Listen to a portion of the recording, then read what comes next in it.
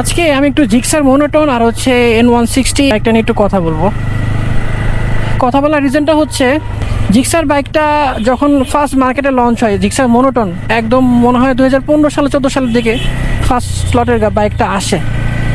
ওই সময় বাইকটা আসার পরে কিন্তু আপনার অনেক সেল হয়েছে, মানে এমনভাবে সেল হয়েছে যে আপনার এফজেডএস ভার্সন 2 বলেন, মানে এই বাইকগুলোও মনে করেন যে মার্কেট ধরতে পারে নাই।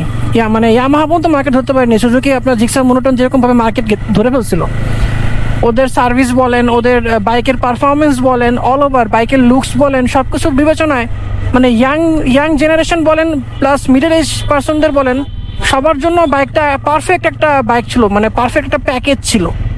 প্রাইসটা তখন ছিল 2,50,000 টাকা। পিছনে ড্রাম ব্রেক আর সামনে হচ্ছে ডিস্ক। 2,50,000 টাকায় একটা মানে বেস্ট ডিল ছিল সবার জন্য। কার্বোরেট এডিশনের ছিল বাইকটা, গ্রে কালার ছিল আর হচ্ছে ব্লু কালার ছিল। এই দুইটা কালার ফার্স্টে আসে, তো ওই দুইটা কালার আসে, তো আসার পরে অনেক ভালো সেল হয় বাইকটা। টানা আমার মনে হয় 2020-21 সাল পর্যন্ত খুব ভালো পরিমাণের সেল হয়েছে।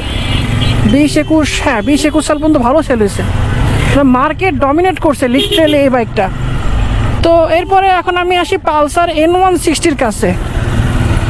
N160 এমন একটা মডেল যেটা আর কি আপনার একদমই নতুন আসে মার্কেটে, একদমই নতুন আসে অ্যান্ড সম্পূর্ণ নতুন ডিজাইনে নতুন একটা লুকস নিয়ে বাংলাদেশ মার্কেটে ঢুকে।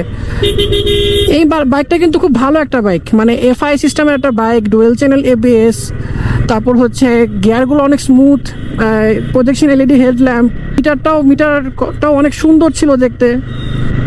অ্যান্ড জাস্ট একটা কমপ্লেন ছিল, এটা চাকাটা চিকুন। কিন্তু কথা হচ্ছে, আমার মেইন পয়েন্টটা হচ্ছে জিক্সার মোটর কিন্তু মার্কেট পাইছিল, কিন্তু আর হচ্ছে আমাদের এই N160 কিন্তু যেটা আগের মডেলটা সেটা কিন্তু মার্কেট পাইলো না। আমার কথা, মার্কেট কেন পাইলো না? এত ভালো একটা বাইক মার্কেট কেন পাইলো না? প্রাইসটাও সুন্দর একটা প্রাইস ছিল, কেন মানে প্রাইসটা মনে হয় 2,70,000-75,000 সামথিং লাখ হয়তো বা এরকম ছিল, আমার মনে হয় সঠিক প্রাইসটা কত। তো মার্কেট না ধরতে পারার রিজনটা হচ্ছে আফটার সেল সার্ভিস ভালো ছিল না, স্পেয়ার পার্টসের দাম অনেক বেশি, তারপর হচ্ছে বাইকের কিছু ইস্যু আছে যেগুলা কোম্পানি সলভ করতে পারে নাই। যেমন আগের বাইকগুলোতে অনেকে মানুষ ট্যাঙ্কিতে ইস্যু পাইছে। তারপর হচ্ছে আফটার সেল সার্ভিস ভালো না বলতে অনেক পার্টসপাতি অ্যাভেলেবেল না, পার্টসপাতি এনে দিতে পারতো না। ওয়ারেন্টি ক্লেম করলে অনেক মানুষ পার্টস পেতো না, অনেকে পাইছে, দেরিতে হলেও পাইছে, আবার অনেকে পায় নাই, এরকম কাহিনীও হয়েছে।